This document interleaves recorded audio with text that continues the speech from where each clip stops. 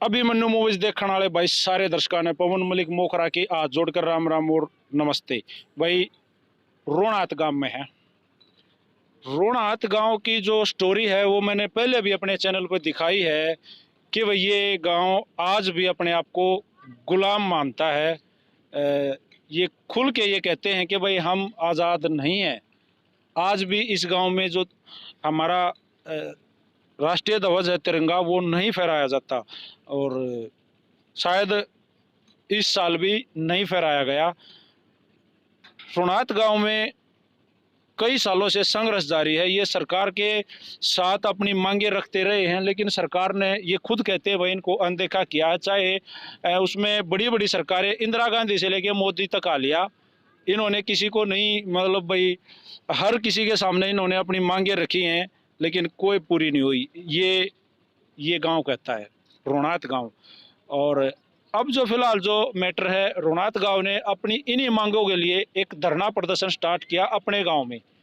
और उस धरने प्रदर्शन पे इसी गांव का एक बुजुर्ग जिसकी उम्र 50 से 55 साल है तकरीबन, वो शहीद हुआ है। बिल्कुल ये जो पीछे अपने टेंट दिखाई दे रहा है ये धरना स्थल है, और इसी धरने स्थल पर बैठे बैठे उसको कोई दिक्कत हुई है और वो शहीद हुआ है। ये गांव उसको शहीद मानता है, शहीद का दर्जा भी दे रहा है। अब ये जो मेरे युवा साथी जो जुड़े हैं ये मेरे सवालों के जवाब देंगे, क्यों ही अपने आप को गुलाम मानते हैं। काफ़ी कमेंट आए थे, मैं वो कमेंट भी इन भाइयों से पूछना चाहूँगा, भाई उन कमेंटों के जवाब ये किस तरह से देंगे।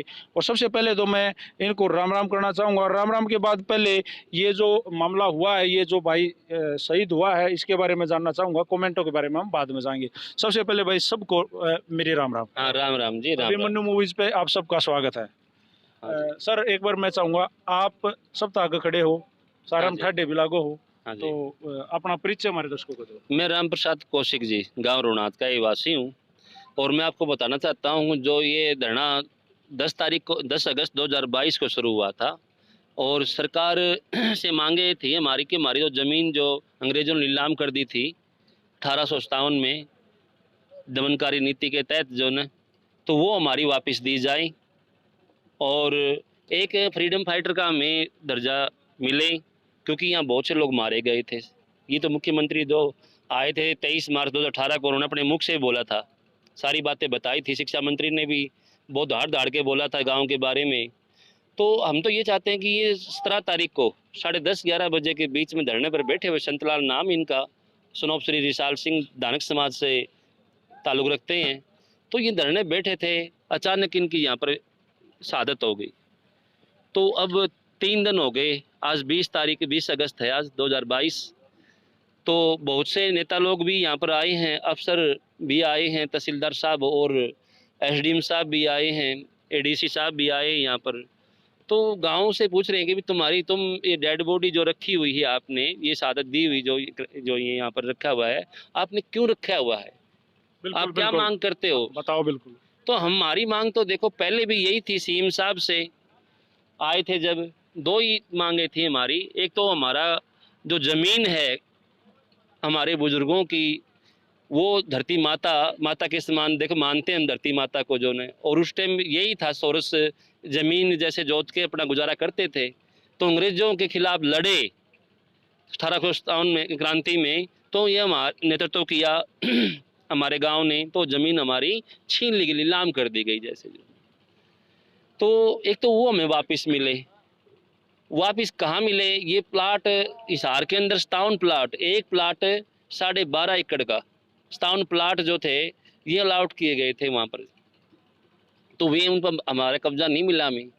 नाम किसके आज भी वो सुने हैं मैंने, रोनाथ के नाम तो है। हाँ, रोनाथ का नाम तो जी बोलते हैं वो, लेकिन कब्जा नहीं मिला हमें, कब्जा उसका नहीं मिला। दूसरा, इस गांव के 2 किलोमीटर दूर यहाँ पुट्ठी मंगल खां है जी। दमनकारी नीति के तहत 1857 में जब ये अंग्रेज़ यहाँ पर आए थे हमला करने के लिए गाँव में, तो उस टाइम में यहाँ के लोगों को टापुओं से, घोड़ों की टापुओं से मारा गया, गोली चलाई गई, लाठियाँ चलाई गई, बहुत ही जुल्म ढाए गए। जिससे ये बरगद का वृक्ष मैं दिखाना चाहता हूँ आपको, ये बरगद का वृक्ष है, इसके साथ में एक वृक्ष और था जो वो जर्जर हालत में होकर नीचे गिर गया है। सीएम साहब आए थे उस टाइम, खड़ा था वो जो ने, तो उधर रस्सियों से लटका के फांसी तोड़ा गया। और यहाँ से मेले जो है पुट्ठी मंगल खां 2 किलोमीटर है, वहाँ पर एक उसका नाम है रूपा खाती और एक बीरदास बैरागी, उसको जो है ना वह तोप के आगे लगा के और उसके जो उड़ा दिया गया। चित्रे बताते हैं हमारे बुजुर्ग कि यहाँ के गिरे थे रुणात के अंदर उसके, तो लोग भाग गए थे खेतों में कुछ और जो, और वो कुछ पकड़े गए तो वहाँ से लेके गए उनको, कुछ फांसी तोड़ दिए। दहशत पैदा करने के लिए कोई उतारे नहीं गए इनको, वहीं पर जैसे सूख गए, वो कंकाल बन गए उनके वहीं पर, जैसे दहशत बनाने के लिए जो ना आगे कोई बागी ना हो ऐसा जो ना पैदा।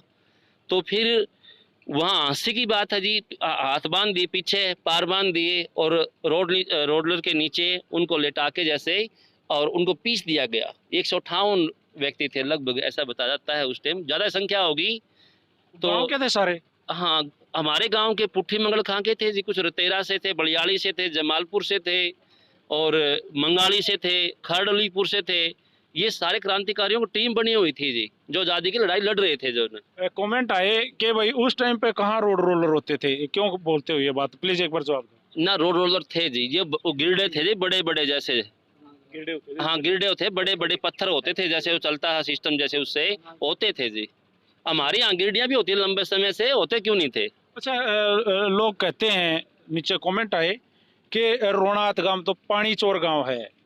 सर मैं कुछ समझा नहीं, आप ऐसा जवाब जी, दो। हमारे से ज़्यादा तो संख्या यहाँ पर जैसे ढडेरी के रमान के उम्र के जैसे जो और भी रहते हैं। हमारे 1/4 जैसे ज़मीन हमारे पास में, तो वो भी हमने इनकी काश्त करके इनके घरों पे जैसे जो है ना झाड़ू पोछा किया, अच्छे खेतों में काम किया, उससे जो आमदनी हुई, लोग जैसे अपना वजूद बचाने के लिए यहाँ पर रहे, अपने रिश्तेदारों को से पैसे लेकर कुछ ज़मीन यहाँ खरीदी गई है। और रही बात पानी की चोरी की, जो प्रशासन का काम है जी रोकना, चोरी तो किसी प्रकार की भी हो चाहे, ये तो हुए है ना जी। भगत सिंह को फांसी तोड़ दिया गया था, तो उस टाइम भी गद्दार यहीं के थे जो गुआई दी गई थी। कुछ गद्दार ऐसे होते हैं जी, मैंने आपको उदाहरण भी दिया, श्री रामचंद्र को भी और सीता माता को घर से निकलवा दिया था लोकराज से। तो ये तो चलता है जी, ये हमारा समाज है, कलयुग और सतयुग जैसे, जो सत्य और असत्य जैसे, वो तो कमेंट करते हैं जी। कोई भी आदमी कितना अच्छा कितना भला काम कर लो, और इसके बारे में तो कहना जुल्म है जी, जुल्म। ऐसा जो क्रांतिकारियों के बारे में, फौजी के बारे में ऐसा बोलना जुल्म है जी, ऐसा नहीं बोलना चाहिए किसी को। सत नमन भी लिखा है सब भाइयों ने, लेकिन कुछ जैसे आपने बताया तो हमने कमेंटों को इग्नोर करो भाई, जिसने जो करना है कह लो भाई, लिख लो भाई। श्रीमान जी, ये जो अब जो पार्थिव शरीर आप यहाँ रखे हुए हो, हाँ जी। तो ये कब तक, क्या है विचार गांव के जो है वो थोड़े से बताओ।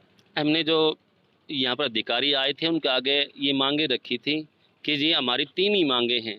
एक पहली मांग तो ये है कि हमें जो यहाँ जैसे हमारी ज़मीन तो देखो हमारे उम्र के हैं, सुल्तानपुर ढडेरी वासी हमारे भाई हैं, वो हम ज़मीन नहीं चाहते उनसे लेना, जैसे न उनसे लेना चाहते न वो पॉसिबल है, लेकिन हमारे उनके बदले प्लाटों की जो बात हुई थी वो प्लाट दे दिए जाएं। जो हमारी ज़मीन वहाँ थी वो प्लाटों में परिवर्तित होगी, हम सोच लेंगे कोई बात नहीं। और रही बात इसकी, जो हमारे जो यहाँ खून की सड़कें लाल हुई थी, जो हमने बलिदान दिया देश के लिए, हमारा हक बनता है कि हमें फ्रीडम फाइटर का दर्जा दिया जाना चाहिए, ताकि आने वाले उनके जो वंशज हैं, आने वाले उनके बच्चे जो हैं, तो वो नौकरी पर जाके देश की सेवा कर सकें, फौज में भर्ती होकर दोबारा फिर देश की सेवा कर सकें। इनका खून जो है ना देश के फिर दोबारा काम आ सके। और तीसरी मांग ये है जी, ये धरने पर जैसे घर पर नहीं थे, न खेत में थे, जैसे न नौकरी लगे हुए थे, ये अपने यहीं पर धरने पर जैसे जो ना एक्सपायर हुए हैं, इन्हें अपनी शहादत दी है। तो हम चाहते हैं जी, सरकार का दायित्व तो बनता है, एक लड़का इसका अपाहिज है जी और एक लड़का 12वीं पास है, हम चाहते हैं कि उसको चाहे डी ग्रुप की नौकरी, 12वीं पास है जी, चाहे डी ग्रुप की नौकरी मिल जाए, तो उस बच्चे का अपना गुजर विसर आर्थिक रूप से वो समृद्ध हो जाएगा, घर में दिया लग जाएगा। हमारी तो यही मांग है जी।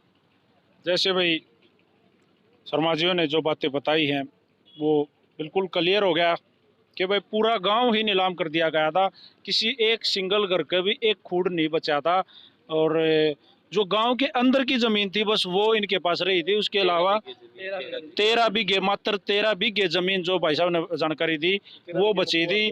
उसके बाद उसके में ये जो और ये कुएं ये आपके सामने है, ये कुआं मैं आपको दिखाऊंगा इस वीडियो में ही। पूरे गांव की मांग ये है कि भाई मान लो जमीन तो शायद ना भी दी जावे, लेकिन एक उस दिन फौजी साहब ने कही थी भाई हमने जमीन भी मिलनी चाहिए, शायद जमीन भी मिलनी चाहिए। लेकिन अगर गांव चाहता है कि भाई इस गांव को शहीद का दर्जा दिया जावे, फ्रीडम फाइटर का दर्जा दिया जावे, और भाई गांव में जो युवा हैं जो नौकरी करने के योग्य हैं उन सबको गवर्नमेंट जॉब दी जावे, और भाई ये जो पार्थिव शरीर जो कुएं के ऊपर इन्होंने रख रखा है अपने यहाँ धरने के ऊपर, इसके परिवार को एक नौकरी दी जावे, कम से कम आर्थिक मदद में 1 करोड़ रुपए की इन्होंने मांग की है, कम से कम वो इनकी मांग पूरी करी जावे, तभी इस पार्थिव शरीर का अंतिम संस्कार संभव है। सर यही बात है? हाँ जी, हमारी तो यही मांग है जी। देखो, हमारे लिए कोई सरकार बुरी नहीं है, हम तो सभी के आगे हाथ पांव जोड़े हैं। हमारे दादाजी थे बिरजूलाल, वो सरपंच रहे थे गांव के, इंदिरा गांधी से मिले थे जी, किसी एमएलए ने मिला था, पूर्व एमएलए ने उनको हमारे घर पे फोटो भी है उसका, इंदिरा गांधी के साथ में।